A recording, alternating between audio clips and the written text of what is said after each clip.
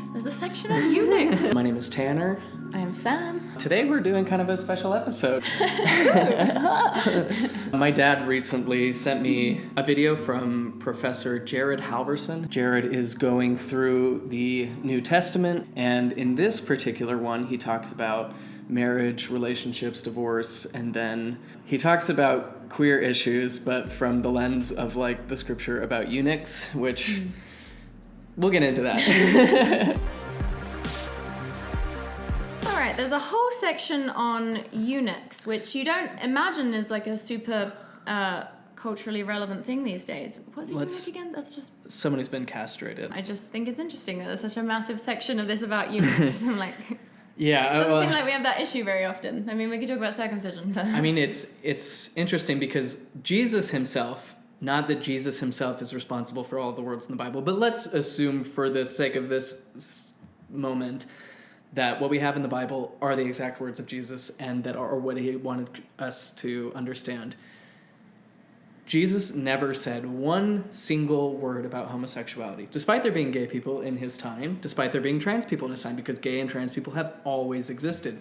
Even though they fall outside of those artificial categories, they're well within the natural spectrum of existence. The fact that modern Christianity is making such a hype about this, making it the moral issue of our day and the focus of our political activism is so absurd to me. Jesus didn't say one word about gay people, and the closest thing we can get is talking about eunuchs, which isn't gay people. Maybe there's some parallels, but it's not the same thing. It's revealing that he's tying the two together. But and maybe, you know, when it comes to let's go. There'll be plenty to talk about. Now, Jesus then shifts gears and begins to speak about something related to what we just talked about with marriage, but slightly different as well. And this is a tough one too, okay? Jesus knows so far it's been nothing but tall orders today, okay? But be therefore perfect, well, that's a tall order from the start, and the Lord means it. I heard that the original meaning of the phrase be therefore perfect was be therefore whole. Yes. Just seems relevant to call out. And what, disconnects you from the wholeness of your being? Well, homophobia, if you're a queer person. What God hath joined, do not divide asunder. Even if that's your nature. So notice what he says next in verse 11 and 12. He said unto them, all men cannot receive this saying, save they to whom it is given. There's the Lord perfectly balancing justice and mercy as always. He's not breaking bruised reeds. He's not quenching smoking flax. Remember those verses from Isaiah that get brought up in the New Testament also? Isaiah Jesus also is just how like hard 4 or or 5 soft different people. to go. Just... And it's the Spirit that's always going to give us the same kinds of clarity. The Spirit always gives us the right dosage, okay? So if this is meant for you, let the Spirit... Which is why everyone agrees on everything all the time, always. Seriously. For there are some eunuchs which were so born from their mother's womb, and there are some eunuchs which were made eunuchs of men. And there be eunuchs which have made themselves eunuchs for the kingdom of heaven's sake. He that is able to receive it, let him receive it. Now this is a hard saying, and Jesus knows it. That's why he's being so careful, so cautious in the way he presents this thought about eunuchs. He starts and he ends it with some sensitivity. At the front end, he says, all men cannot receive this saying, save they to whom it is given. So careful, you might not be the audience here. This word, this passage is intended for those for whom it's intended. And then he says it again at the end. If you're able to receive it, then please, yes, receive it. But this is kind of if you have ears to hear, then let him hear kind of a circumstance. What does he mean by this talk of eunuchs? And to whom is he giving this kind of counsel? How many eunuchs He's being really careful. I just like imagine he was that with would be marriage so and divorce. rare that it Remember, would it's be... not just He'll kind of go pro into or con. It's not just a thumbs up and thumbs down on the survey. We have to be more nuanced. We have to be more careful. Amen, brother. Here, what Jesus does is he takes the idea of eunuchs and separates them out into 3 different groups, which is really fascinating. He's complicating things because this is a complicated issue. It's going to require some sophisticated thought, some carefulness on our part. So he's being careful on his. Now, what is a eunuch? A eunuch, being literal, is typically a male slave who has been castrated in order to become the bodyguard for the harem in the kingdom. And we're just, without question, supposed to accept that this was implemented by God, a system where a king is forcibly castrating people to guard his harem of women that he owns. And we're just supposed to accept that that was an acceptable paradigm instituted by God. And the focus is going to the focus is not on talking about how that's wrong. No. And then I assumed he's about to use this to talk about how this is why it's justifiable that gay people should be celibate.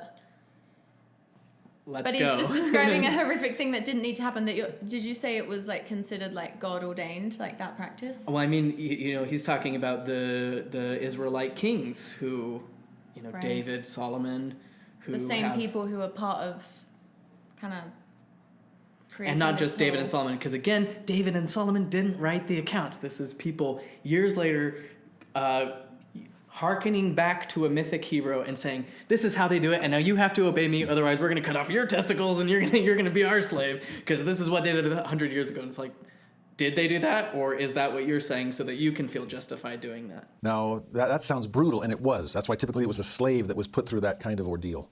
Slaves, notoriously not people. But it was a slave, so, God is merciful, always balancing justice and mercy. and again, we're just have to accept that, yes, at one point, God was cool with us having slaves. We can't accept gay people. We can't accept gay people getting married. That would be too far. But we can build our Right. entire understanding of how to view the fact that gay people have to be celibate around this completely unhinged thing. Two people in consensual, loving relationship is way worse than one person owning, castrating, and being violent to a slave. Oh, Tana, he was that's less not less part valiant of in the premortal existence. So. A good object lesson is a good object lesson at the end of the day. If you're going to guard the women, then who's going to guard you? You're going to have to be trustworthy, and I don't trust anyone, so let's make it so that sexual indiscretion is not even a possibility for you. And then I'll trust you to be the bodyguard of the women. Sorry, this is breaking my brain a little bit. It's more reasonable to castrate someone, to watch over your harem of women who probably weren't able to consent to being part of that whole thing. Yeah. And it's, he says it's barbaric, and of course Jared wouldn't argue that that's what we should be returning to. Right. But he is accepting kind of that the premise, as a base, the premise as ordained by God, and this is the way it was, and the suitable nature and order of things. In our discussion of Isaiah 56, we talked about what a hard thing it would be to be a eunuch in Israel. Since Israel was so focused on posterity. Really, really tough. To be a dry tree, as it was said, when you're supposed to be a forest of family trees. To have your name Not cut a off in logging Israel operation. and passing it down to posterity. See, he's saying, it would be so hard to be a eunuch because you couldn't have posterity, and Israelites cared so much about posterity, versus it would be so hard as a eunuch because you are a slave to people telling you that it is their divine right to coerce you into doing work that you do not want to do voluntarily, to castrate you, to make physical, permanently altering decisions for your body. And this whole thing about posterity is part of the system that they're in servitude to uphold. Right. It's all connected. No exploration of that. Why do I assume that a person who is enslaving and castrating and committing genocide has any say in what God wants for me? You have to use that the experiential reality of love as your personal witness to discern between that kind of thing. I mean, this is Abrahamic covenant, right? Seed like the stars and the sand, and here I am without any chance for seed at all. Let alone freedom. What's the point of even being part of the house of Israel? What's the point of even being a slave in Israel if I can't even have posterity? Sometimes I think about quitting, and then I remember, oh yeah, I can't. I'm stuck here. They'll chop off my hands if I try to leave. It's but there was a point. Upholding this framework that I'm now using to justify my atrocities. Not trying to paint him as a villain, just saying that there are some serious blind sides here, that we need a lot more nuance than even is what is being considered here. Yeah. And in Isaiah 56, one of the most welcoming passages in all Scripture, the Lord reassures every eunuch that I will give you a place and a name that is better than sons and daughters. Wow. So he's saying, sucks to be a eunuch. That's the way it was. God does some things that are totally contrary to the nature of God that we're taught elsewhere and that we experience in our personal reality. And God says he will make it up to the eunuchs. If people are forcibly castrated, or as the scripture says, born into the situation, that is, both circumstances, it being beyond their control, and even if it were in their control, what he's saying is here, it's going to be make up. It's not how is this an issue? It sounds like a non-issue. If God's going to make it up, if it's not something that people choose, then why do we care? Why are we trying to tell people what they're allowed to do and not allowed to do if it's just going to be made up anyway, and if it's not something that, This seems like a non-issue. I guess what he's saying is like you'll be straight in heaven is the point he's getting to, maybe? Well, that the idea that gender is an essential characteristic of individual premortal, mortal, and eternal identity and purpose. This is a new doctrine. Joseph Fielding Smith, in the book Doctrines of Salvation, taught that people who didn't make it into the celestial kingdom were going to be genderless, that they were going to be, their genitals would be removed, and they'd basically be like Barbies, not being able to procreate. So even the idea that gender is eternal is not an eternal principle in the church. It's a recent idea of like the last 60 years that has been a way of trying to impose these artificial categories on society. Within my house. Talk about compensatory blessings. They're all right there waiting for those that lay hold of the covenant. I mean, just because like the system of the rule, I'm assuming this like all comes through like the kid or like the religious authorities of the time, just because they tell you like, don't worry that you're a slave because it's going to be made up for you. I mean, it's like how in wasn't like religion a big deal for black slaves in America? Like they really encouraged slaves to sort of be because then they could sort of become more comfortable with their own enslavement. The New Testament says, slaves, regard your masters as you regard Christ. Yeah.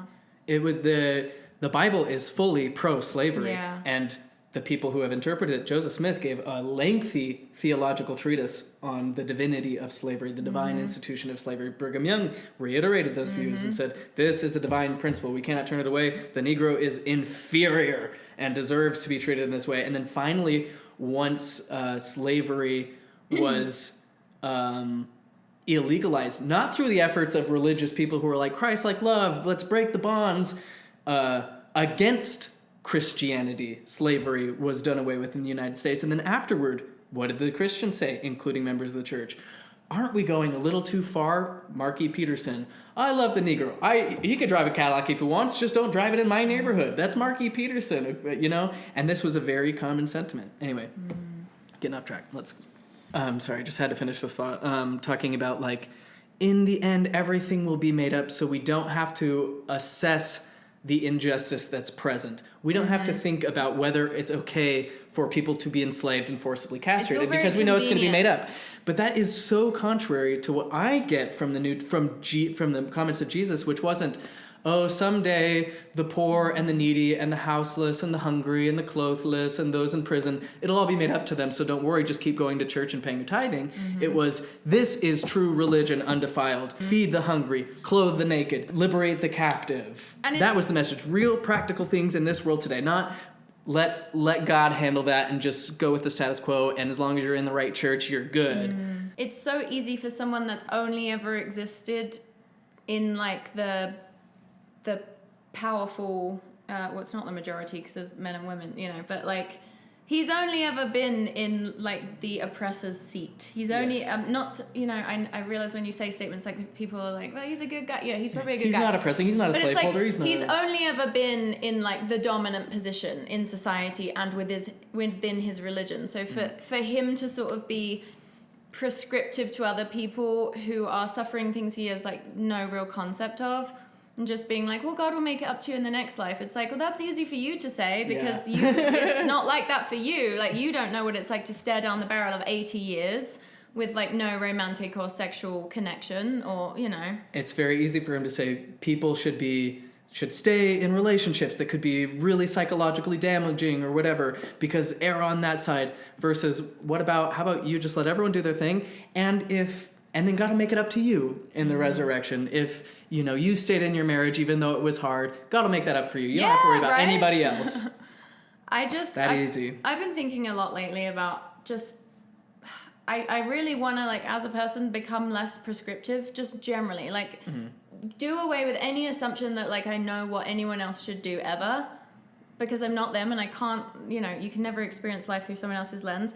And this just feels like that, like blown up, so I can see it so clearly, and then I'm like, it's like helping me see in myself as well, even though it's like we're different and we would suggest different things, but it's just like the audacity of it all. And I know it's coming from a good place because I do that too. I've been in this exact place. Exactly. It's like you really are like, I want to help these people be close to God because this is the thing that seems like it's saving me and all that, but it's like, it just feels like it's everything is geared towards like making these horrifying things okay. Yes.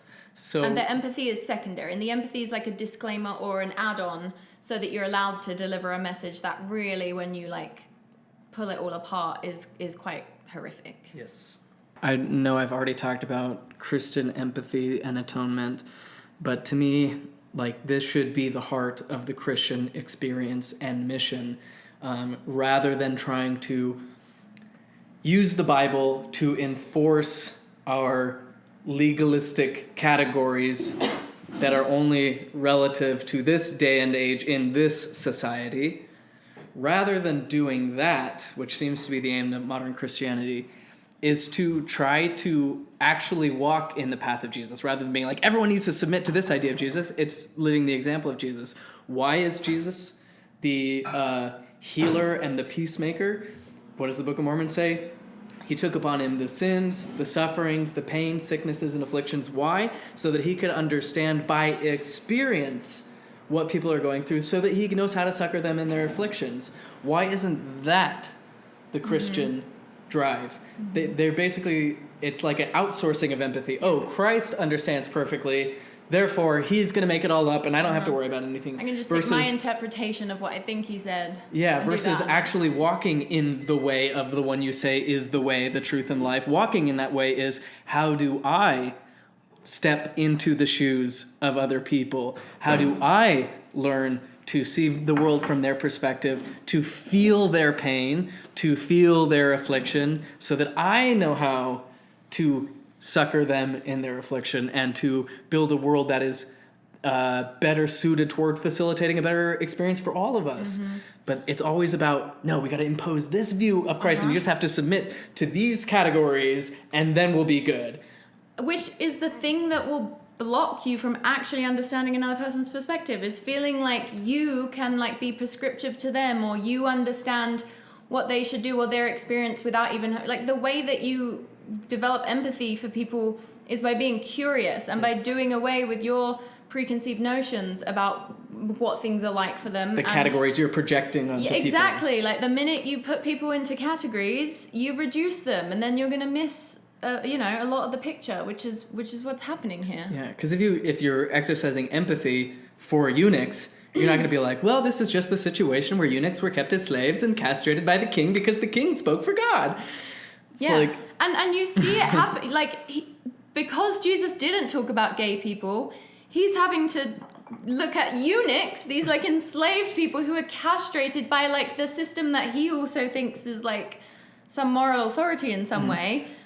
Like, he doesn't have a way to categorize gay people, or to, he's having to like put them in this search box. for a different artificial category. And the closest you can get is eunuchs. Do you think that's like relevant to like the modern LGBTQ experience? It's not at all. And there's nothing in the Book of Mormon either, the book that's written for our day. Like, you can so clearly see how this obsessive need to categorize people, because we need to believe that we know what everyone should do at all times, because otherwise we just don't feel safe with like the chaotic nature of the universe. Eunuchs. There's a section on eunuchs. It's so random. Well, and I think eunuch could be like a predecessor for an understanding of the category of intersex people. And even that is an artificial category, a word we use as a stand-in for a spectrum of experience and characteristics, because all intersex people aren't the same. They're not all born without genitalia. Some are born with genitalia that's contrary to their chromosomes. Some people, like those with Swyer syndrome,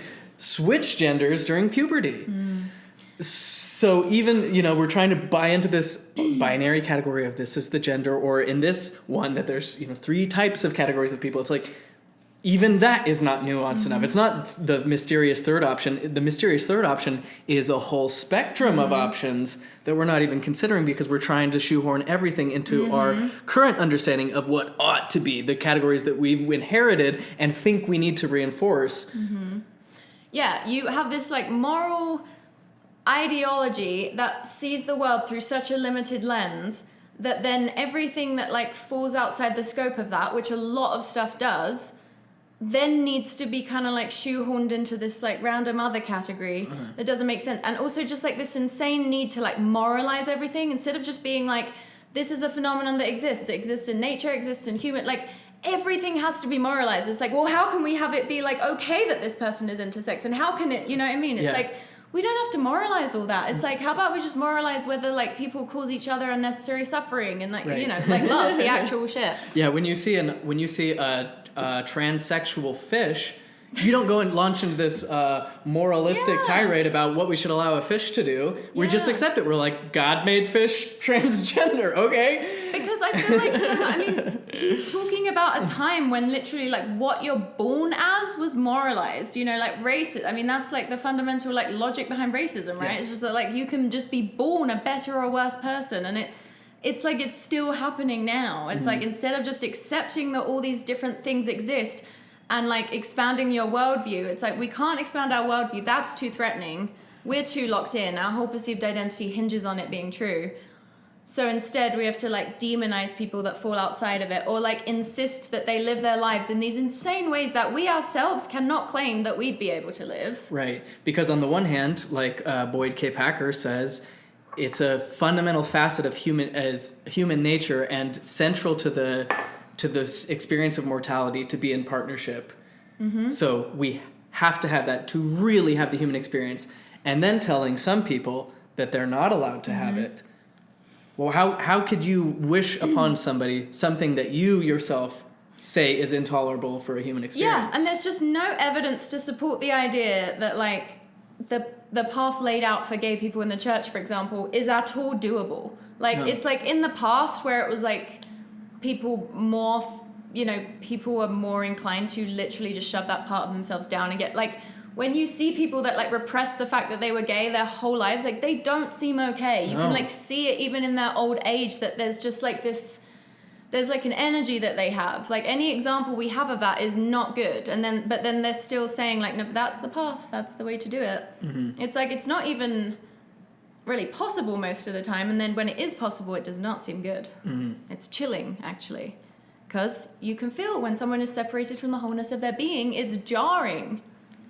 What God hath joined, do not divide asunder. That's the message of this video. The Lord knows that these eunuchs do not fit the mold. So why are we reinforcing the mold? Makes it up to them, as they valiantly try to. Why doesn't God come down and tell the people that are castrating people unfairly, stop doing that? He sure is fine telling them, like, I'm a jealous God, and if you do not worship me, I'm going to come down and smite you. It's like, can't he step in for the eunuchs?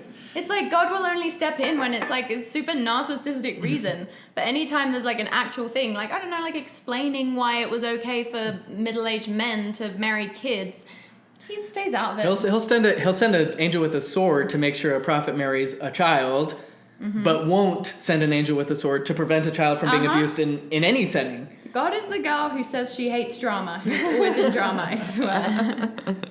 As they valiantly try to observe their covenants by sacrifice. They're covenants to like the kings that castrated them. Is that what? This was not a free will contract that's entered into with equal power dynamics and full agency. Like, is it good for a eunuch to just give up like that and to just like resign themselves to servitude? I don't think so. I say it is thoroughly contrary to the nature of agency to require somebody else to sacrifice for what you believe will be better for them. That is why slavery was justified. Oh, just do it now and you'll be, if you serve your master like you serve Christ, there is mansions in heaven for you. I don't buy it, not for a second. It does seem like a lot of the Bible is geared towards like placating slaves so that they don't like rise up and like claim their rights. Again, this was why the Bible was put together to aggregate power for a power structure, a king, a church, so that they can identify who the bad people are and feel justified in killing and enslaving. This is how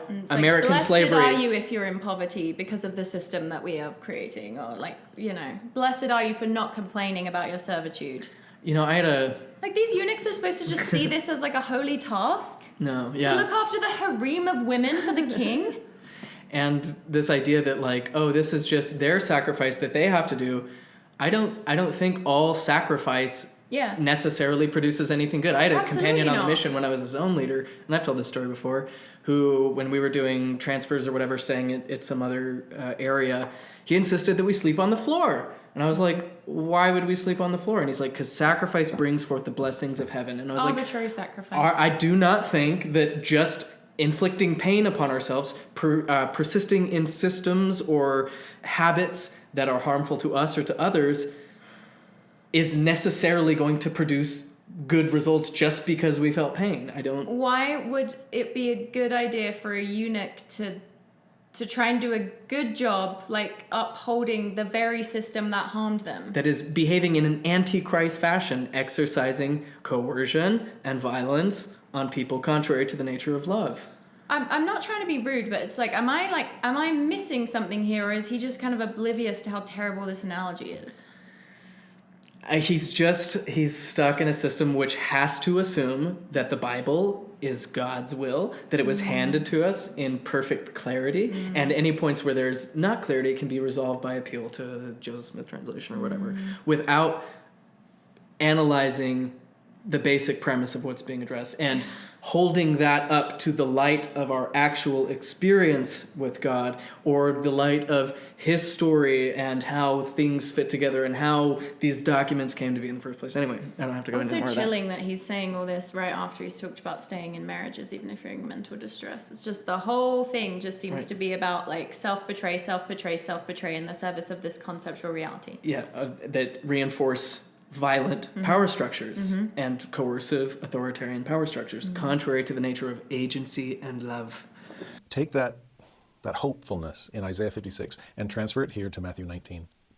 This is one of the few passages we get in the New Testament about eunuchs, and it's coming from the Savior himself, right on the heels of a conversation about marriage and divorce, about rules and exceptions to rules, about God and man and who's putting together and who's breaking apart, and is it justifiable or is it not?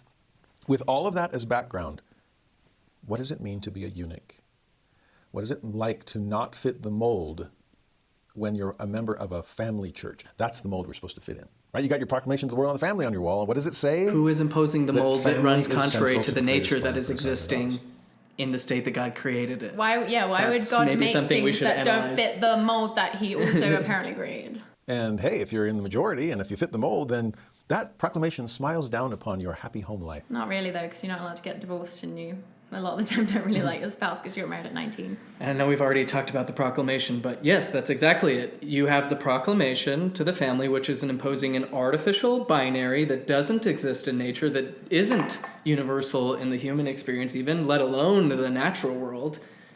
And then you're just saying, but we need to keep imposing these artificial boundaries. We need to keep dividing what God has not divided. But if you don't fit that mold, then the proclamation can feel more like a club. Sure can. Bringing you into the recognition that you'll never fit in to God's expectations. Your reality falls infinitely low, short of the divine ideal that God has established for us.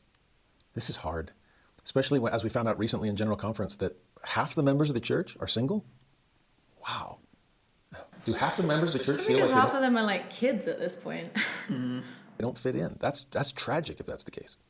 And if that's just among singles, what about among the divorced? Do they feel that everyone's judging them and thinking, there was no justification? Actually, yes. Yeah. Look in your comment section where people are like, my husband tried to kill me and everyone judged me for it. But also I love just like the casual thing of like being single is a miserable, even though like the data shows that single women are the happiest category in society. Totally. Really. And as far as people age and happiness levels into old age isn't actually related to marriage and children. It's by our social networks. It's how connected are you with friends. But men it's do actually a live better longer when indicator. they're married to a woman. Interesting. We skipped over a part where he talks about being single versus married, and he makes the assertion that single people are just not So willing to do sad. any hard So work of relationshiping. They just want to exist in this Edenic state of bliss and ease.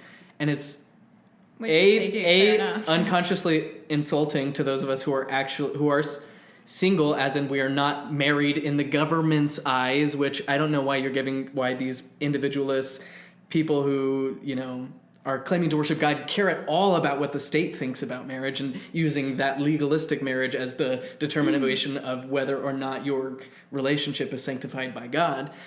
All that aside,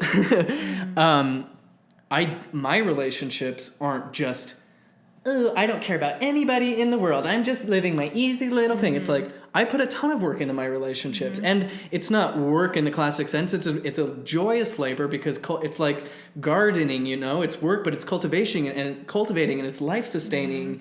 And for him to just be like, oh, well, you don't fit into this artificial category of a legalistic structure that's only been a part of this culture's existence for the last, 200 years. And saying that my relationships don't count, even though they have just as much love as any marriage that I've seen. And in fact, more love than some. More. Yeah. Yeah, because it's like you're choosing every single day to be together. You're not staying together through fear of God's retribution or any of that. Yeah, and it's not me saying, oh, you cultural stigma. You are a girl, so you have to make me meals every day and be there to ask me how my day was. It's like, I just accept my partner for who they are and how they show up as. The roles that are natural for them to take on, they take on. And the ones that are natural for me to take on, I take on. And that's when everyone thrives. Yes. There's no resistance. It's like you actually are freed up to be able to... It's very hard if you're in a relationship where your heart is blocked by just the ways that you two are too different and the conflict is too unresolvable, whatever, and you're in mental distress a lot of the time, which is not a valid reason for divorce according to him.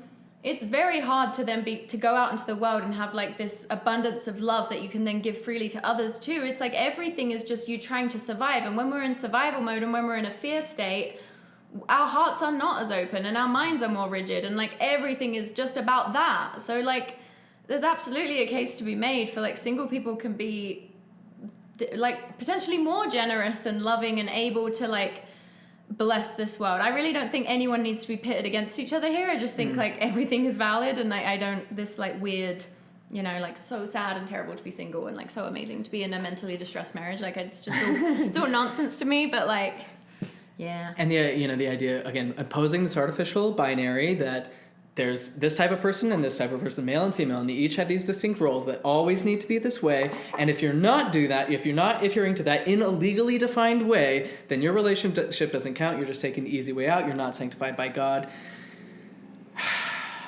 Yep. And if that's just among singles, what about among the divorced? Do they feel that everyone's judging them and thinking, oh, you... Oh, and then... You are perpetuating everyone judging them on You're doing that right now. Yeah, exactly. Because what I was going to say is operating from the mentality that it is the purpose of every single person. What God ultimately wants for every single person is for them to get legally married according to the government and then start pumping out kids. When, in fact, you are saying right here, right now, that God creates people that cannot have children. So who are you to say that that's what God wants for everybody? And why would you go around asserting that this is the ideal that we need to adhere to when it's not even the ideal that God adheres to? You know? And think about the women in history or the single people in history who have done so much for this world. You know, religion talks about, go into all the world and heal people and cause the lame to walk and the blind to see. Of course, that verse was added by scribes, wasn't in the original records. But even if we were to take it as literally true, who has done more to cause the blind to see, the lame to walk? Is it Christians or is it scientists? And usually, or I shouldn't say usually, oftentimes scientists are people who had a deep curiosity and awe about the world, wanted to do something real and tangible to positively affect people in the world today. Not just self-soothe by being like, those people will have it made up to them in the afterlife, so I don't really have to worry about it. Yeah, and they may not have had traditional relationship structures. They may not have been legally married or whatever, and still were able to do so much good for the world. So why are you going around telling people that this is the ideal that they need to do? Just let people be what they are, and what is good will naturally come forth. It's that love of letting go. Let go and let people be what they are and watch them thrive.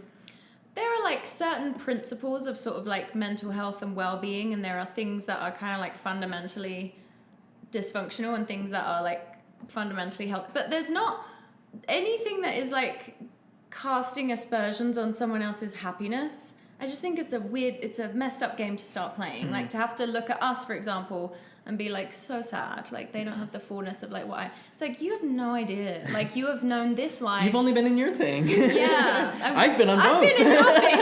It wasn't that good. And I was really good at doing a good job in it as well.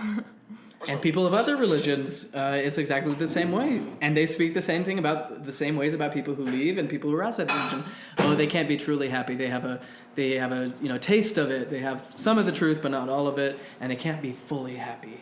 Yeah. It's like, well, that's what everybody says. And as someone who's experienced both, I'll tell you, there are certain attitudes and behaviors that elicit happiness, and happiness is not a constant state. Everybody has ups and downs. Yeah. Everybody feels sad and happy at different points in their lives. So, yeah, like I'd say peace and contentment is more of a thing worth shooting for rather than happiness, because what happiness is like an aberration from like your normal state. It's like an elevated state of being. So obviously, by definition, you can't be in an elevated state of being all the time. But what goes up must come down. Is that like me in a Mormon marriage versus me now, like my baseline for happiness is like 3,000 times higher. And you are a much more conscious, kind, empathetic, energetic person. Thank you, Tana. Did you say energetic as well? Yeah. Amazing. Blended families, it's hard enough to be step parents and get these families and step siblings coming together. And now I feel like a step sibling in the household of faith. It's hard. And then add to that the LGBTQ community. What was that like random like denigration of steps? Well, he's talking about, we fall outside of these tradition. If we have these really stark ideas about divorce and things, and my parents are divorced, therefore they're going against the Bible's teachings, and therefore I'm kind of a bastard or something. And people do feel that in the church all the time. It's a self-created problem. And it doesn't have to exist at all. Let go of all this and you won't have that. Oh, the point I was making earlier that we got on a tangent, but it's like you can't sit there and be like, you better have a bloody good reason for getting a divorce, and then not expect that to infiltrate the culture and how people view people getting divorced. Because it's very easy for people then to be like, they probably didn't do a good enough job. Which is the very problem you're trying to identify in the first place. Yeah. Yeah. And not only is this a family church, this is a heterosexual church. And I don't fit that mold at all. So why do I even try to stay? Well, what's amazing about what the Lord is saying here, to all those who have ears to hear, for whom these sayings are given, please know that the Lord has 3 different types of eunuchs in mind.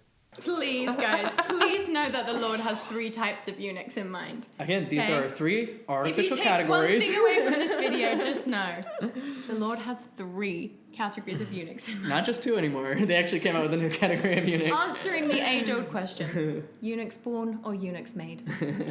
These are artificial categories established in the Iron Age. Talking about the 3 categories of eunuchs.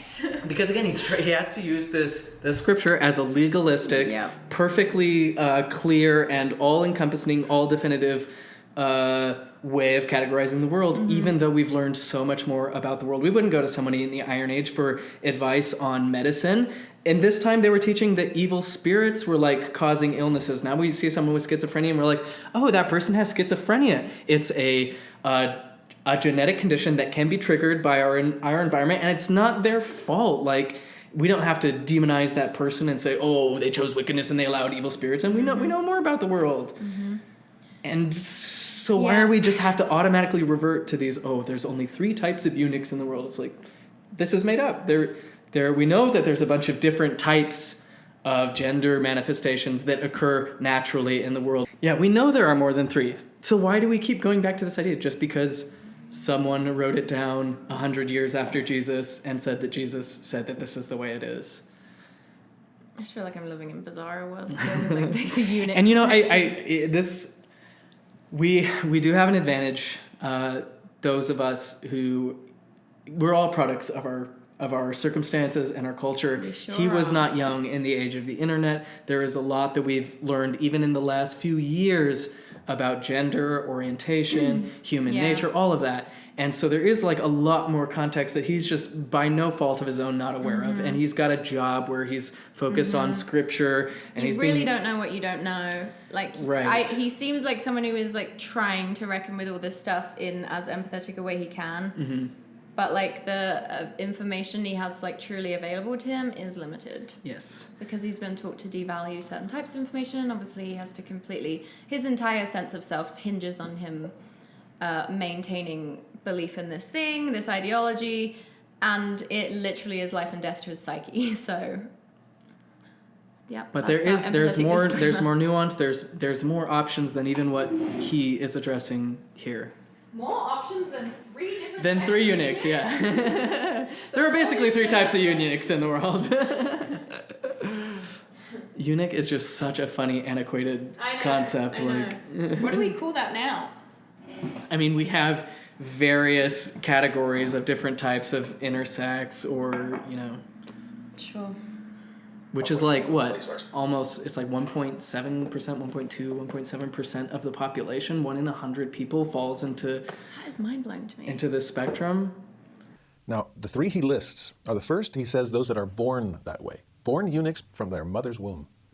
I mean, best case scenario, if a king is looking for a bodyguard for the harem, look for someone with Ideal. genetic abnormalities Don't to have the to point do that sexual indiscretion is not a possibility. Yeah, There's perfect. no chance for that. So That's what I do. there's no surgery required. You can just, I trust you with this job. So much cheaper as well. That's Yes. rare. You don't have to pay More a common slave. would be number 2, those who are made eunuchs by man, by the king or the master, whoever's worried about his harem. This is probably a good point to, you know, he's not talking about the inherent barbarism of the situation that in a modern context would be very offensive to us.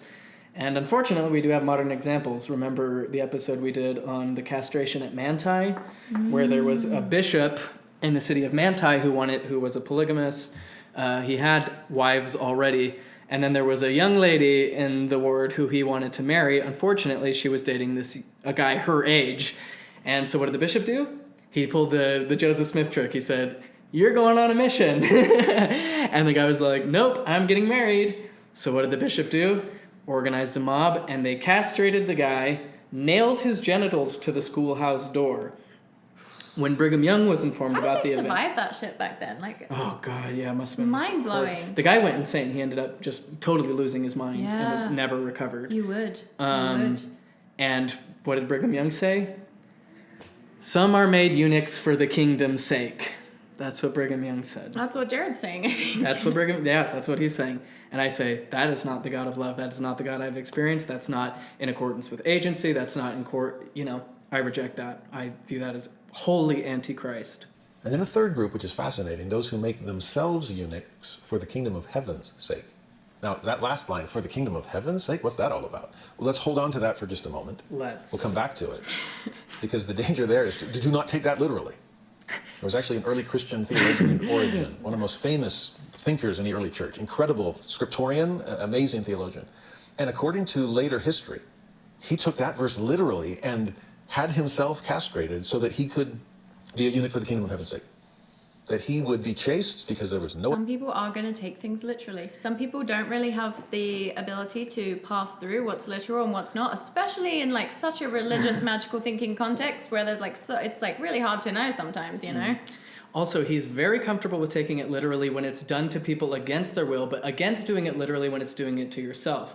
Kind of like how Christians are all about behavior policing other people. Oh, you need to cover up and be modest because you're walking pornography. What did Jesus say? If someone offends you, pluck your own eye off. If you're worried about someone tempting you with homosexuality, chop your hand off. It was never about, oh, you need to police everybody else and be the judge and arbitrator of everybody else's morality. It's, if you got a problem with other people... Radical responsibility. Yes. Which I support. Agency. Yeah. He's saying, you know, he would take the Brigham Young thing as like, oh, yes, sometimes they're made eunuchs for the kingdom's sake, and that is an appropriate literal. And someone taking their own agency and making a decision for them in order to positively affect other people and not be a, you know... go to convert them to Christ and with the subtext of like, I'm actually doing it because I want to, you know, sleep with them or whatever. Did that guy ever get the girl after he castrated? The bishop? Yeah. Yeah. Oh. She was just like, fuck. She didn't have a choice. Yeah. I She mean, didn't at have a that choice. point, you're like, it could kill me, so. Yeah. That he could be trusted with any female catechumen, any investigator, better word, that is investigating Christianity. And, you can trust your daughters or wives to me because I will do not. I'm a eunuch for the kingdom of heaven's sake. Now, that's intense. And not as intense as bishop castrating somebody else. In fact, there's even controversy or disagreement between scholars of did Origen really do this or not. I mean, it says that he did in Eusebius's ecclesiastical history. Isn't that a good source? Well, but if the original source came from an enemy trying to kind of knock out the legs from underneath Origen's reputation, because Origen was a controversial figure in terms of some of the doctrine that he taught. There seems to be evidence that he did do this, other evidence that there's no way he would have done this. He knows the scriptures better than that and knows what to take literally and what not to take literally. You don't even know what to take literally or not literally. I'm like, you're quoting Genesis literally. It's funny how everyone says, like, you go to the temple and they're like, just so you know, it's all symbolic. and the only thing they mean is, it wasn't a snake, it was a real guy named Satan. Everything else 100% literal.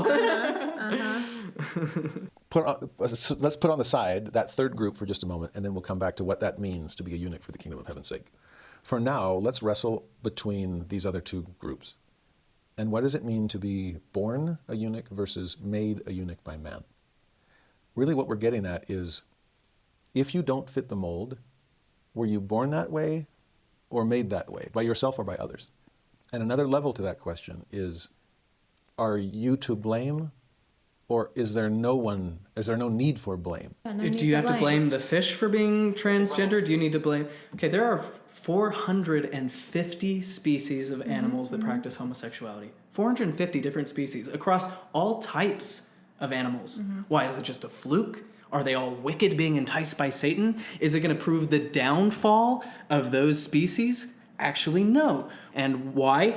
Because it's to an advantage. Like everything, like most things in nature, serve some purpose of trying to survive.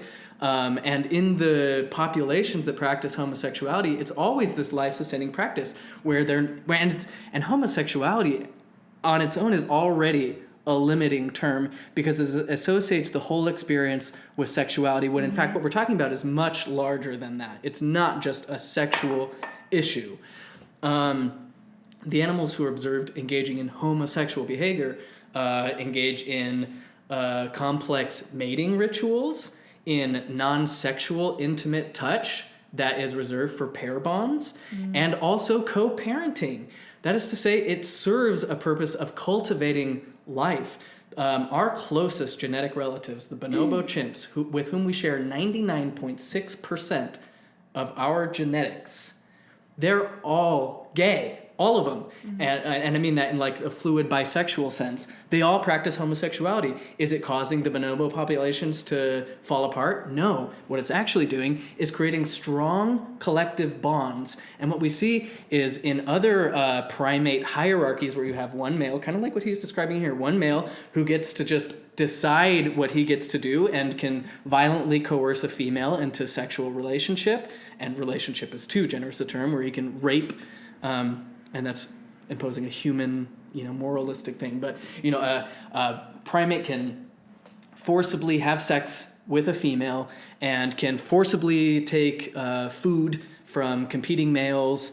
What we see in the bonobo communities that are all bound by sexual ties between the genders is we see this decentralization of power, this decentralization of hierarchies. And if a male tries to be sexually aggressive with the females who are connected in this intimate bonds with each other will gang up and fight the guy. And the guys don't do it because they don't need to, because there's plenty. There's like an abundance there for everyone. And when it comes to splitting resources where other groups will fight for resources, the bonobo community will disperse and share them because they're connected by those actual loving bonds. And it is a way that they experience communal societal cohesion, and it becomes a strength for them, a way that they survive and create life in the world. Yeah, they're creating unity, and it's like the very thing we need in our world right now. Yes. So everyone's like, oh, there's so many more gay people than there were ages ago, which obviously is, that doesn't seem true, but it's like, well, that could absolutely, even if it were true, be a response to the state humanity is in right now, where we desperately need to find ways to create unity because we're all so divided. Among many other things. I mean, there is, in systems theory, there is systems intelligence, and systems naturally seek balance. And the planet, which in Mormon terms even has a spirit, is an organism in and of itself, and there is a systematic intelligence at play there. There is a balancing of operations that goes on there. So if you have a world that only has so much resources to sustain a population, there's only so much food and metal and wood and water and air to go around. If you have this huge booming population that's eating all the food and taking all the resources, there's going to need to be a balance out, especially if it's creating peril for the rest of the system, creating imbalances. So if we see more people who are not having kids because they're being born in a certain way that's not facilitating that, He's saying, oh, we just need to go back to this age that we all agree is bunk. We don't want to go back to the age of slaves and men omitting women and forcibly castrating people to protect the harem. Like, why would we want to go back to any of that? That sounds awful. That sounds draconian and anti-agency, anti-love, anti-Christ. Why would we want to reestablish those systems rather than just accepting nature as it is and realizing that there is an systems intelligence at play, and to just trust that. If God is creating people that are gay, that are trans, that aren't having kids, who cares? Trust in God. Stop judging. That seems to me to be the whole premise of like the heart of Christianity. Yeah. Whatever else we say about what is factually true or what Jesus actually said, that resonates with my experience of God and Christ. It's insane, like the things they'll demonize, like as a hypothetical, you know, like the things of like, if we allow gay people, then this will happen, you know, all that. But then, like, he'll just openly talk about this scenario where people are being castrated that it, from his mind, like, actually happened. It probably did. Oh, yeah. I'm not a Bible, But, you know what I mean? It's just, like, this complete justification of all this terrible shit that actually happened. And then using that to justify, like, these hypotheticals that are really just you projecting and, like, aren't, accepting a horrific reality to... go against a neutral, at worst, hypothetical. Yep.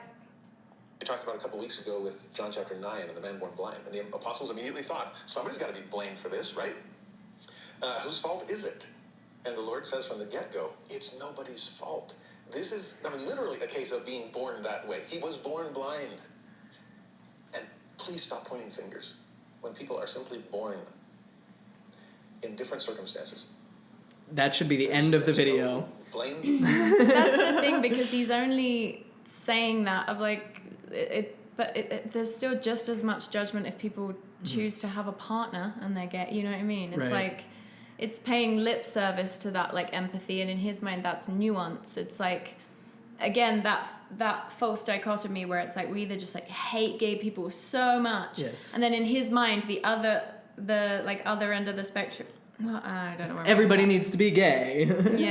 It's just like good job, I guess, for like not vilifying people just because they're gay, but like you still do. You're just saying There's no sin there, there's no shame there, there's no stigma there. But the minute they want to have a partner, but there is have romance, shame and have stigma. Sex, then there is stigma. I mean, would you shame an animal for being homosexual the way that God created those animals to express that behavior? I think that is a valid question. Why do you think God created gay animals? And why is it a problem for God? Is it a problem for the animals? And if not, why are we making it a problem for people? I mean, if we can acknowledge that God creates people in a certain way with an aptitude for a certain behavior and a natural inclination toward certain types of relationships that are not harmful to anybody else. A gay couple does not harm a straight couple, which is why like things like Prop 8 were so absurd, because it's like if we allow gay marriage, then straight marriage is harmed. And it's like, in what way is other people having rights hurting your rights? It's not. It's just saying you deserve more power than they do. Someone said, so often in the world we hear the very loud pushback of the LGBTQ community that threaten our religious freedoms. That we really, and it's just like, what religious freedoms? Your sanctity of your marriage was never on the table. No, yeah. How does a gay couple harm you? How is that hurting you? Because it like threatens their conceptual reality of like, I have to believe that my marriage is like a special, unique thing because like my investment is in that. And so, but I've said this before in a video, but it's like, if you're in like a happy relation, if you really feel like this relationship that you're in is like so sacred and holy and amazing, then like nothing is like nothing can touch it. Right. Like it's not touched by other people gay. But if your primary investment is in the concept of marriage. If you're very attached to the category so much that you're willing to endure mental distress and being incompatible and all these things to stay in it, well then it might threaten it to have other people be able to do that too, because it was never really about like the lived reality of the relationship. It was about like the concept and like the perceived like self-enhancement you think that you get from that, and like for some reason like other people being able to have that too like diminishes your sense of self. My whole time in the church, I would always hear about religious freedom, and this is why we need to ban gay marriage, and why we have to fight transgender people, and why they shouldn't be allowed to have jobs or be in the media, is because of religious freedom. We got to protect religious freedom. I have never once in my life, maybe it's out there, but I've never been able to find it, any act of legislation that would effectively curtail the power of religions to exercise as they want. Mm-hmm. Instead, we see just this year alone, hundreds of legislative measures being proposed all over the country to curtail the rights of queer people. People who are born along this spectrum that don't fit into these artificial categories that have been imposed on them by our contemporary culture, not by God. How is he being oppressed? Mm-hmm. How is any religious person being oppressed by the existence or the actions of queer people? They're not. How does a gay couple getting married affect your relationship at all? It doesn't. You still get all the same tax benefits. You still can live out your marriage, doing your best as you can to find love, and despite all your differences and things. Why do you think it dampens their sense of perceived superiority? Because he might be playing this game of giving lip service to being so empathetic and everything. But it's at the end of the day, when we start taking away people in high control groups rely on us versus them thinking, and when we start taking away the other, so they have less and less people they can otherize, that's a problem. Yep. Because being able to otherize is how these groups maintain control. There should be no problem there. This is a chance for the work of God to be made manifest, and it was made manifest in this blind man, not just in his healing, but in the type of person he'd become all those years. We talked about that before. I'll keep that in mind as we now shift to this conversation. And as Jesus talks about these eunuchs, were they born that way? Or were they made that way? Is there no one to blame because nothing blameworthy has happened? Well, except for the castration. Are we not blaming that? I feel that should be the bulk of the story, is the blame on the castrators. Or is there someone to blame? No, we just have to assume they're working in behalf of God. Okay, I know. It's in the Bible. Is he going where I think? Now think of that as you wrestle with any of these molds that aren't being fit. That's the worst analogy I've ever heard. Dude, literally were forcibly castrated. Mm-hmm. There's no blame. I guess there's no free will sense. I could agree with him on some level, but I'm pretty sure that's not where he's going with that. We just talked about marriage and divorce, and there are times where it's completely justified, and you're not to blame. There's other times where, that writing of divorce, that bill of divorcement wouldn't hold up. And Lord, is it I? Yeah, it's I. Or yes, it's them. And it's nobody's job. Things could have been different. Or ability to do that other than the people in that. It's tricky when it comes to LGBT issues. Is it tricky? And were people born that way, or were they made that way? Are they to blame for experiencing same-sex attraction? Oh, come on. Or are they not to blame for experiencing that at all? Depends which prophet you ask. The jury's been out on that for a long, long time. And the verdict has changed with time. It's really God's fascinating. verdict Like I said before, history doesn't correct itself. It overcorrects itself. Well, that's been the case on these issues too. How is it in overcorrected? The past? Any kind of homosexuality, for not even behavior, but just what you experience, those feelings, you are wrong. You must have done something devious to get to this point. Your church taught that. Yeah, the president of president of BYU said, "Gay students, you are not welcome here." Yeah. Literally said it. They said in conference, "I cannot imagine a loving God who would create people this way." Yeah, saying, he said you it's are not a born this way. pernicious lie that some are born that way. Point. And you are guilty without having to do a thing. We're going to have to fix you. We're going to have to change. Because there was what was once this way more horrific way of thinking that my church perpetuated. I'm not going to be addressing that, obviously, even though it came directly from the mouths of the prophet at General Conference. Because that now means that my position is so loving, which is just remain celibate forever. Mm-hmm. Forcible castration. It's fine in the service of the kingdom. Science agreed that was possible, and religion agreed that was possible. Psychiatrists and... He's saying that there's this proposition, and then everyone just kind of bought into it. Religion established the proposition that homosexuality is outside of God's will, even though nature as such has homosexuality everywhere.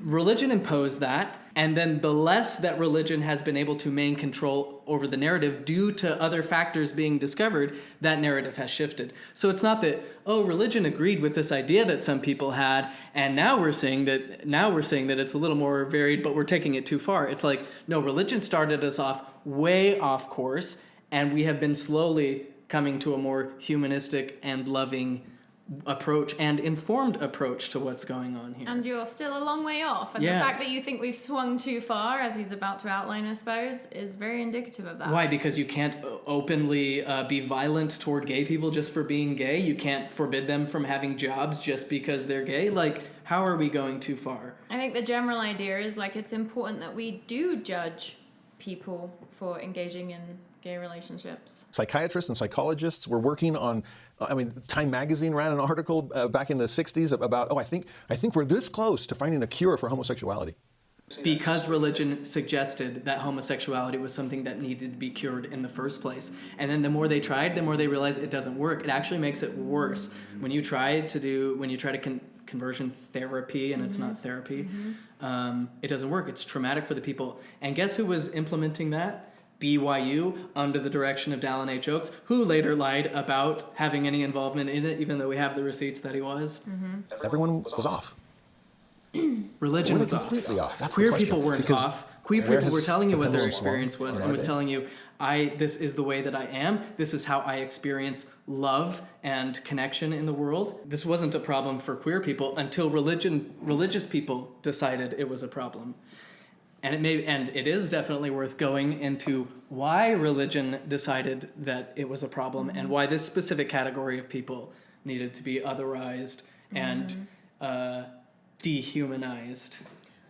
Yeah, I mean, like, the prophets that this guy grew up with would be condemning him for this take, and Yes. there's going to be people in the future that are part of the church that will be condemning his take here as, like, the radical, bigoted one. Yes. So, And there's also people in the church right now, the majority of whom I talk with on Twitter, who would say, he's gone woke, he's become a gay apologist, he's. it doesn't sound woke to me. Of course it's born. And as a result, there's no blame, there's no accountability, there's no problem. What is the problem? Number one, just even the fact that it's like such a big deal one way or the other, whether it's like nature versus nurture, like who cares? Like most things in life are a mix of everything.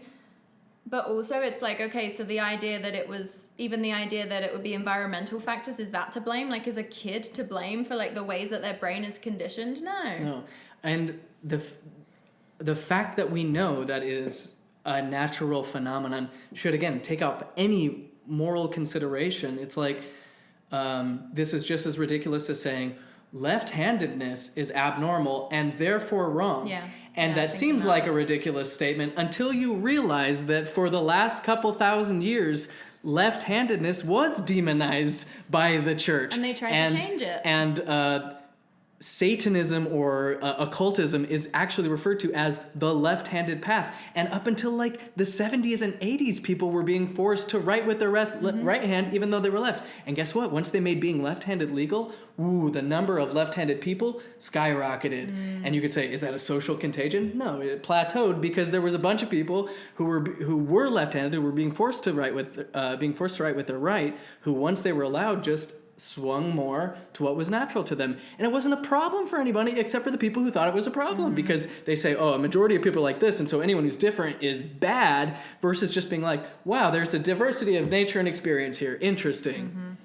It just shows how far behind he is, I think, on sort of like where we're at. I mean, we still have a long way to go, but like where we're at in terms of like the social research on like queer issues, like the fact that he's still stuck in this like, are they to blame or not to blame? Like, we got to figure out who to blame. And I'm like, We always got to have somebody to blame. Somebody's got to be shamed for this. But I do feel like blame and shame and I mean that's a core part of high control groups, right? It's just like always demonizing natural things. And we're coming from the most high control, where you can just castrate your slave to watch your harem of women who you own. That's where we're coming out of from. So any trying to re-establish that kind of pattern, I'm like, why? It sounds awful. Why would we want to go back to that? Yeah. And I worry about the new mold just as much as I worry about the old one. Do you? Why? Is that one a lot more concerning It would be to you? so terrible if consenting adults could just love each other. That would be way worse than people being forced into slavery and castrated. I know. I worry just as much. This hypothetical just like everyone being able to just like live out their romantic sexual impulses as they see fit in a consensual way, what, that scares you more than gay people being killed? Like, really? Like, what do you... The old one said, this is the rule. There are no exceptions. Today we have a different rule, but again, we still say there's no exceptions. And I think we're wrong on at both time periods, because there's a lot of explaining to do. We need a box to be able to write some notes instead of just saying thumbs up and thumbs down. Because let's put it this way. Against what people said in the past, is it possible that a person is simply born in a condition that doesn't fit molds? LGBTQIA+, the whole acronym. And I have friends and students and family members that I can put under every letter. Talking to gay There's intersex family members and asexual family members, and you think he's got one for every letter? I don't think he has. That's, for as much as church members talk about loving gay people and loving trans people, even loving, people who don't fit the mold, I see very, very, at least in my experience, I saw practically no. Growing up, I didn't have a single... I should take that back. I didn't see a single person in the church who was like, hey, we should try to understand what these people are going through. We should try to exercise that Christ-like compassion to try to see the world through their eyes, try to feel what they're feeling and suffer what they're suffering so that we can understand how to nurture them. Never that. Never. I try to like, what are we blaming? What judgment do we need to be meting out? And what's interesting is I, as a queer person who didn't identify as queer, I wasn't allowed to categorize myself as that because there's only straight and that's what I am and everything else is a choice. Despite that, I still, my whole life since high school and college and onward, have gravitated toward queer people, even when we didn't know we were queer. Because there was something innate about that experience that drew us toward each other. And when I got to college and I saw... people who I just became friends with because we had a natural, innate kinship that was not filtered through these artificial categories. It was just like, oh, this is a great, kind, empathetic, funny, intelligent person who then later found out they were gay. And guess what? They got kicked out of the school for, kissing a boy. And so to say like, oh, we love gay people, we treat them, we have just the same expectations for straight people. Just like, I didn't see any straight kids getting kicked out of school for kissing somebody. Not for kissing somebody. And going back to the sexuality thing, it's like, it's not just a sexual thing. There are people who are paraplegic, who will never experience sexual arousal, who still desire to be have emotional and physical intimacy with people of the same gender expression.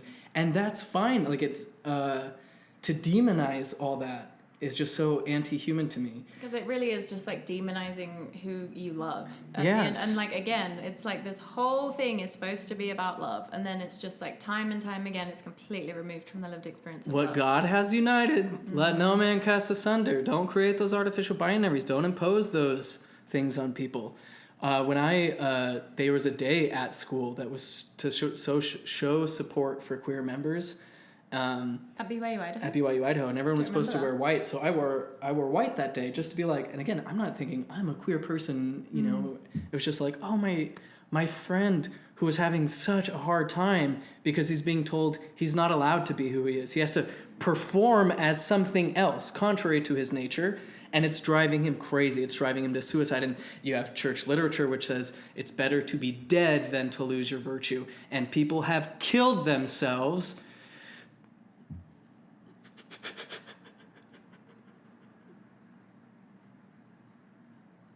because they thought it was better to be dead than to be alive because this is what the church told them.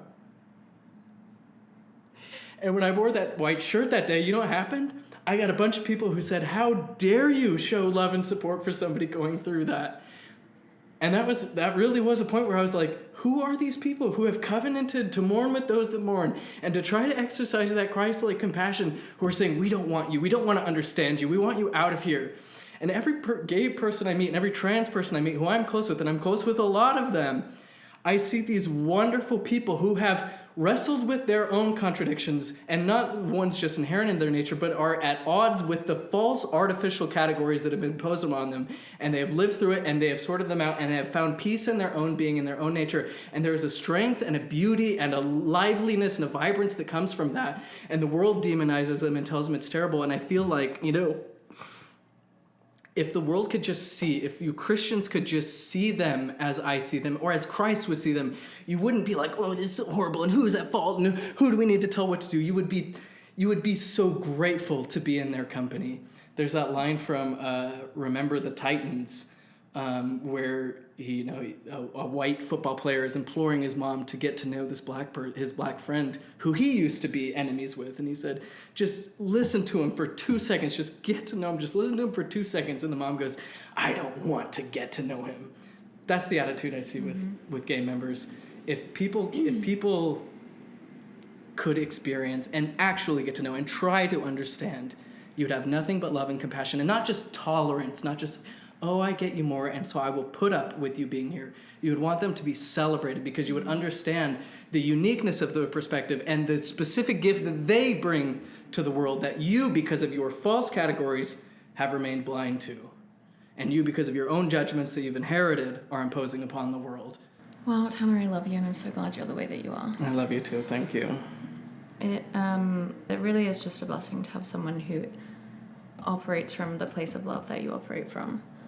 Because a lot of people do pay lip service to it. But it is like quite rare that you meet people where you feel like it goes all the way down. That's just the way I always conceptualize it. It's like you and Jared, I'm like, it's like all the way down in a way I can't explain. And I'm on this, I really want to like see the goodness in like everyone more, because I think that's just a thing I could work on. And I think it is like my own like need to like categorize and like understand, like it's all that, right? But like, I guess I'm saying I want to see the good in everyone more, which I feel like you and Jared both do really well. But then also it's like such a gift to have people in your life where it's just like that, And, I thank you so much. That's very sweet. And I, of course, feel that same way about you. And that's why we've been friends for so long. And I have to recognize that characteristic in me is something I inherited from my father, who's hopefully watching this, who showed that example to me. My dad will, treat a schizophrenic hitchhiker with the same respect and compassion that he would treat with like a millionaire owner of a company. He has that love, and every Saturday of my grown-up life was going to help somebody move, or going to visit a widow, or to take groceries to somebody. It's like that was what was modeled to me, and that's why I care so much about it. I learned from the best from my own father, and I hope that my life is an extension of that desire to bring loving awareness to the world, and that I see the good in Halverson. I see that same impulse in him, the same one I see in my parents, the same one I see in me, the same one I see in you. And it's how do we learn together, and rather than being like, oh, this person is in this camp, so everything they believe is wrong, and everything they're doing is evil. Whether that be in the church, out of the church. It's written in the Bible, not written in the Bible. All good, all bad. This is like what he's talking about in the beginning. It's like breaking away all of those false artificial categories. We all of us humans in every single religion and religious philosophical persuasion are wired for empathy, are wired for compassion. And there is a natural diversity of experience and characteristics that becomes a strength and a beautifying factor for all of us. And the more we try to divide by these artificial categories, the more we're going against the spirit of the law, which I think is the important thing. Jesus says, the Pharisees, and it's funny, every Christian is like, the Pharisees are the people who disagree with Jesus, so anyone who disagrees with me is Pharisees, versus like, who were the actual Pharisees? The Pharisees were the religious hierarchy that said they sit in Moses' seat. That is to say, they inherited Moses' authority, and they were seen as such. They were the religious Jesus's bishops, essentially. And they're the ones who are getting very legalistic and prescriptive about all these laws, and they're trying to interpret the laws of Moses while adding their own traditions and trying to figure out what's justified in this situation and that. And Jesus says, you guys are missing the point. The point is love God. Alpha and Omega, all things beginning to end. And how do you do that? By loving your neighbor as yourself, because you are an intersection of everything. And the way that you express that love is in the people and the relationships that are in your immediate proximity, your neighbor. That's what it all hinges on. That is what it means to follow, to love God. And everything else, all these legalistic little, eunuchs born or eunuchs made. Yeah. It's like the same as these rabbinical laws, which are trying to figure out who's bad and who's good. Oh, publicans? Publicans are dirty. They've been excommunicated out of Jewish society. They've given up the true religion to work with our oppressors, the tax collectors, the Romans. They're the wicked guys. And Jesus says, you know what? A humble apostate is better than the person sitting in Moses' seat who thinks that they're going to go to heaven because they're righteous. Jesus wasn't about trying to figure out who is bad and who is good by these inherited categories. Jesus is the one who's breaking all those boundaries. That seems to me a fundamental part of his mission, is saying these people that you've been conditioned to see as outsiders and evil and, the lame, who caused him to be born blind? Is it because he sinned? Jesus, it's nobody's fault. There's these, poor people who don't have clothes, who are in prison, who are hungry. Well, it's their fault. They're lazy. Isn't that what modern Christianity tells us, the Christian right? Oh, they're lazy. They're more violent. They deserve crime. They should just repent. And Jesus says, that's not it. Jesus says, these people that you've been conditioned to see as evil, that is what the kingdom of heaven is made of. And your test as a Christian will be as how well you can attend to those people who society, who your own religion has claimed are outside of the bounds of God's love. Don't divide what God hath joined. The fact that members of Jared's own church are like categorizing him as woke, and then because of that are blind to the ways that he does seem like a nice, kind, like someone who's like earnestly trying to figure this stuff out. They just like become blind to everything good about him because they're just like, nope, he's going in the bad category. Blind to like people in his own church, and people like see us as hateful for doing this channel talking about Mormonism, but it's like and sometimes I feel like as a response to that criticism, sometimes ex-Mormon creators will give Mormonism so much credit for like human goodness that I think is like inherent in humans, and kind of a lot of the time exists despite the church's teachings, not because of them. Like that's not to say that like some people's Mormonism isn't like a part of the ways that they're taught about like service and loving people, because it can be, but it's like the reason we like do this channel is to try and like take down those walls that block people's hearts is like ultimately it. Yes. Which to me is the heart of Christianity, removing those artificial blocks that you have to just existing in the state of love with people, getting rid of that fear. Perfect love casts out all fear. You're afraid of gay people? Get rid of that fear. Learn how to love them. If your eye offend you, pluck it out. Learn to love. Should we finish this section? Yeah. Did I choose this? How dare you even suggest it? I know the gospel is true. I would much prefer to fit the heterosexual norm, because then it'd be easy to live that part of the gospel. I would never have chosen this for myself. I kept begging God to choose something different for me, to fix me, to change me. No, I was born this way. And I knew that from a very early age and hated myself for it.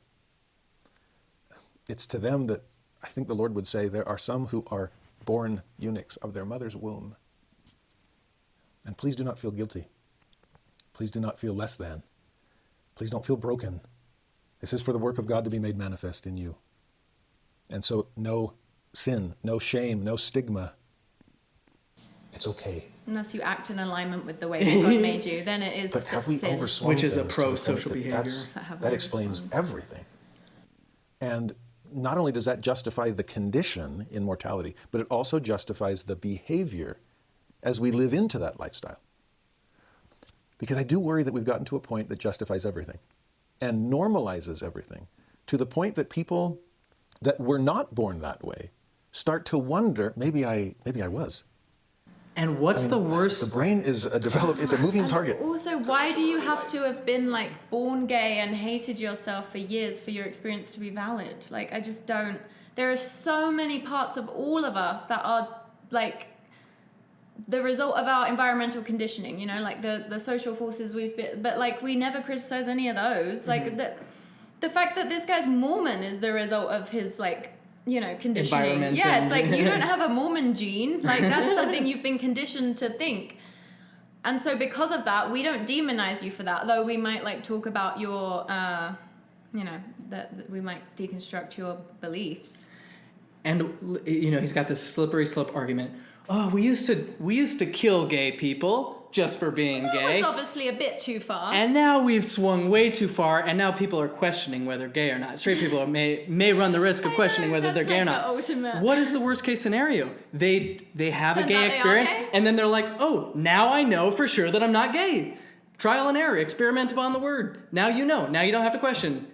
Now you can go back to, you know, a relationship that makes sense to you. Because of, like, the obsession with purity, there's this idea that you're somehow diminished by even, like, experimenting with something. Like, having a sexual experience just diminishes you, unless it's, like, the exact one that God has told you to have. And not even God, but somebody speaking using a text that was written by people, you know, thousands of years ago, telling you about what people hundreds of years prior before allegedly, you know, intended to communicate. Yeah. It's just none of these scriptures speak for God. They only tell us what people back then assumed about God. And again, if we look at the world as such, if we look at creation in its natural state, in the way that God is just as it's just existing without human interference, we don't see any of this shame narrative, any of this artificial categories.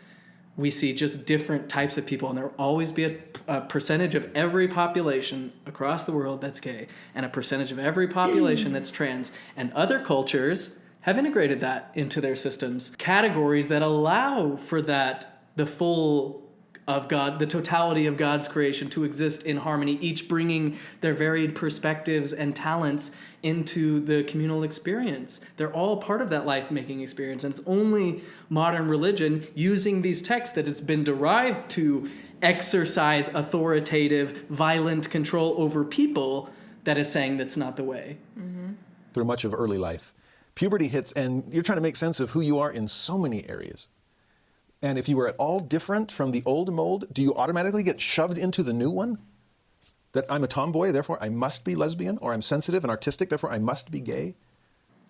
No one's saying that. You know who's saying that is the bullies on the playground who are like, you're an effeminate man, you're gay, you're not a real man. And then you're like, okay, I'm not a real man and I'm gay. And they're like, no, you're not, you're confused. And it's like, you're the one who said that to begin with. Also, like, Mormonism still, I mean, what was it, Boyd K. Packer says, like, men are to be men, strong, manly men. So it's like your church has also advocated for kind of like that weird binary. Yeah. And again, that's an artificial category because most people aren't at those extreme polarities. Most people exist somewhere in the middle of a spectrum. And it's not just a linear one, you know, it's the whole range of experience. And these are just two polarities. And I'm pretty sure if someone like thinks they're gay and then has sex with a man, like they'll know one way or the other. You know what I mean? Yeah. Like if they're not gay, they're not going to have a good time. Yeah. And I mean, like, this is also so generalizing in a weird way, too, because relationships aren't just, I'm attracted to all women, and therefore a relationship with any woman will be great. Right.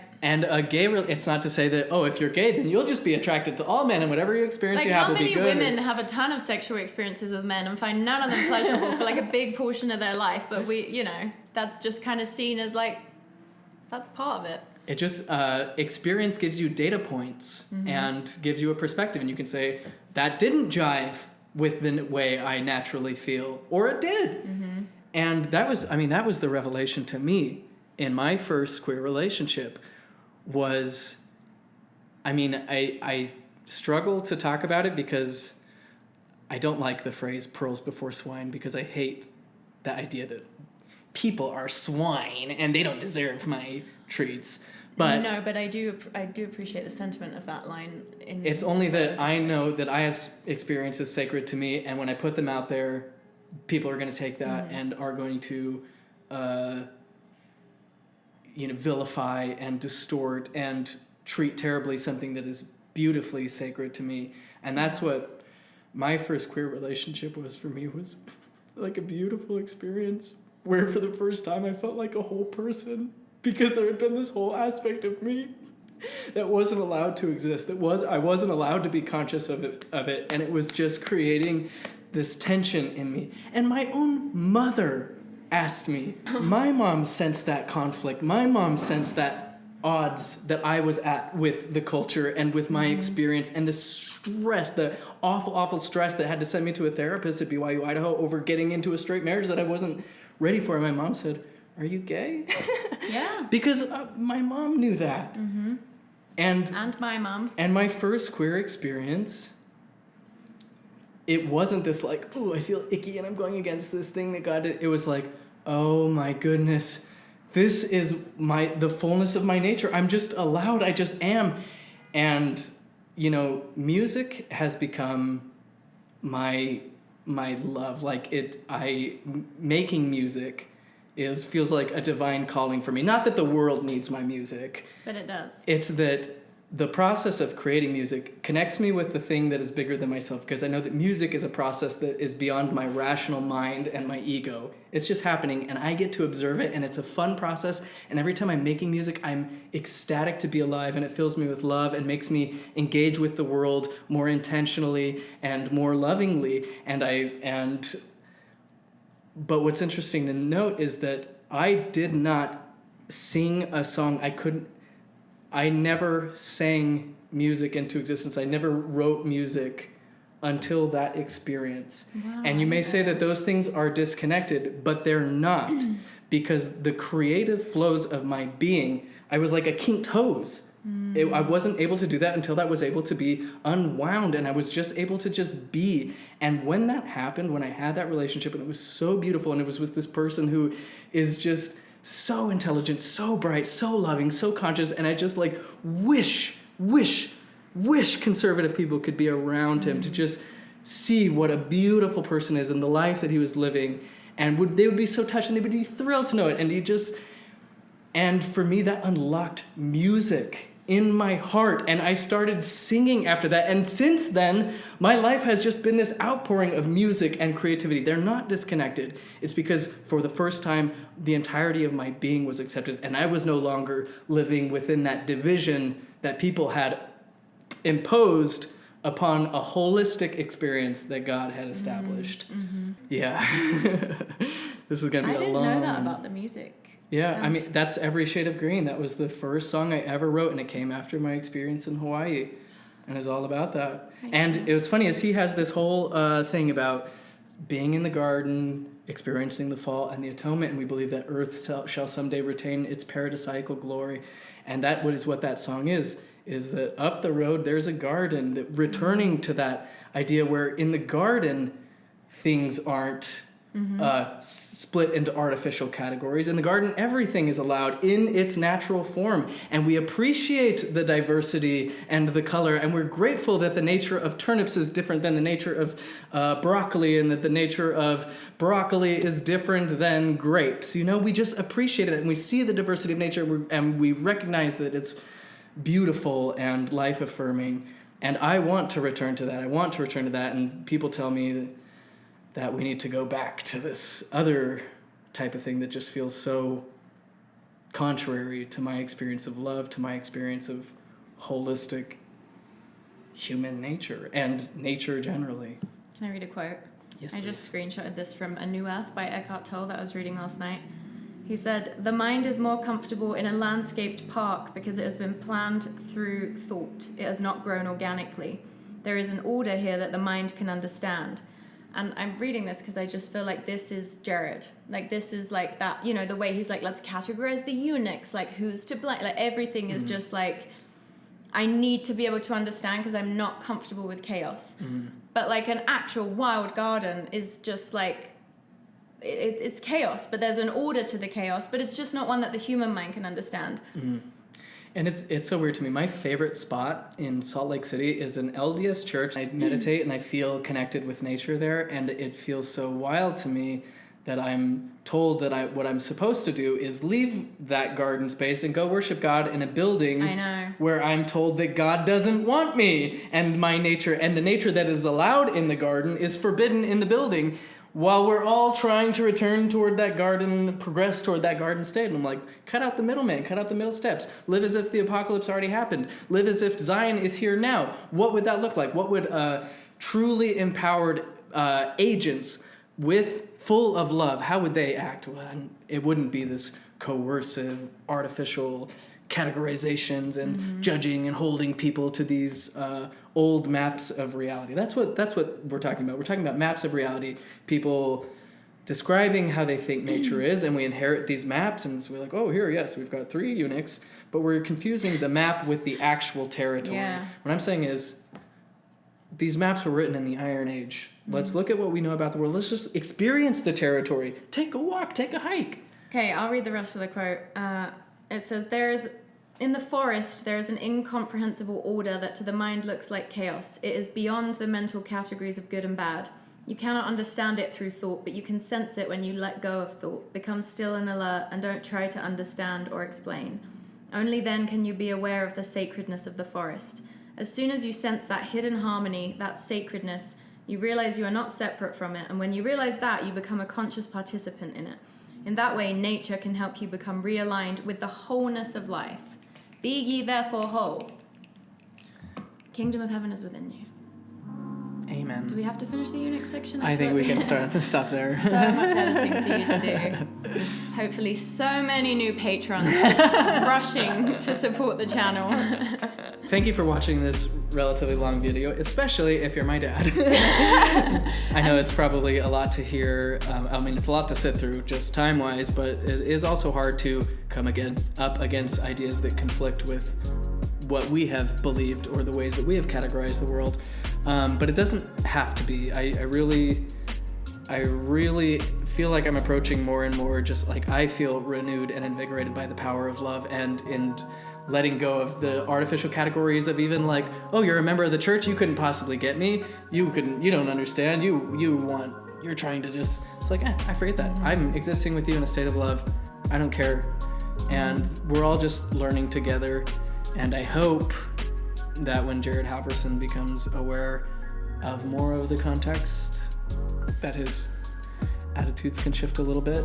But if at the end of the day, his brain may not feel safe entertaining new information. That's just a reality of and I don't need him to. All I can do is speak to my own experience and understand. Right, yeah. So we're not saying he's bad one way or the other. We're doing away with calling anyone bad. And also, I'd say a little challenge for this week that we can all engage in is notice what causes walls to go up in your heart.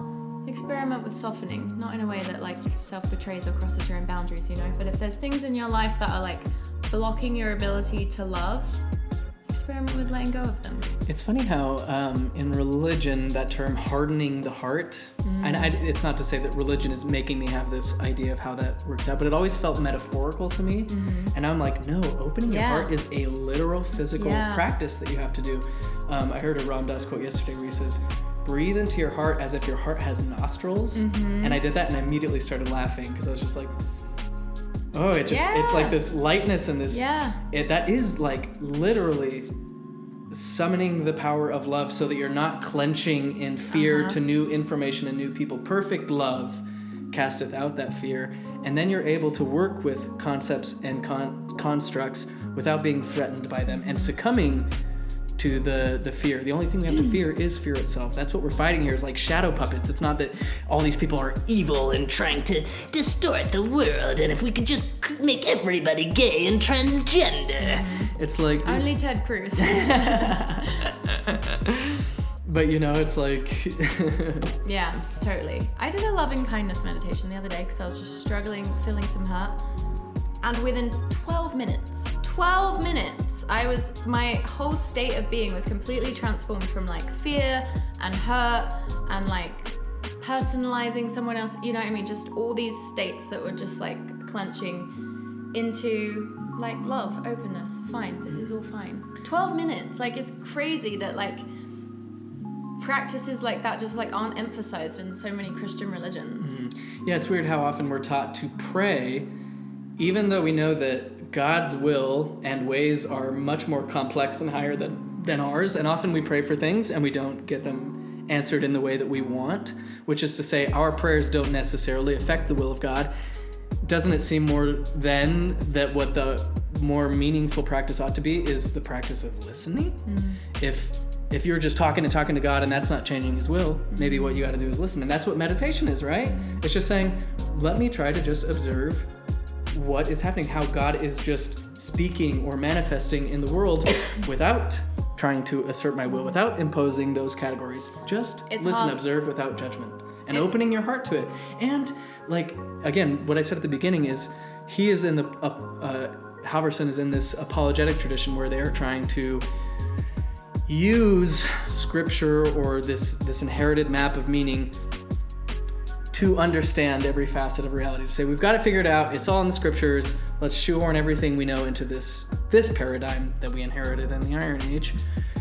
But that also feels like antithetical to the search for understanding, which is like, so much of my spirituality is the sense of awe. It's being presented with things that are beyond my imagination, beyond my comprehension, and that desire to understand and explore that territory for myself, and to, and like engaging like your senses, or like engaging like there's things you can't like know or ascertain, but it like is engaging like the intuitive part of you. Yes. Yeah, this has been so long. It has been. We're gonna go. Are we doing a Stephanie? We can eat something. Eat something. Yeah, we're gonna go get silly over on Patreon now. We're reading a story of a Mormon teenage girl who becomes a drug dealer. She's currently in rehab at the time of us filming this video. So let's go see how she's doing. Go check in on our girl Stephanie. Again, we have Patreon, we have Venmo, we have PayPal. Please donate if you can. It really helps us out. Yeah, thank you so much for watching. We love you. Eunuchs love you. Born and eunuchs made. We don't care. You're all one to us. All right, thank you. Love you. Bye.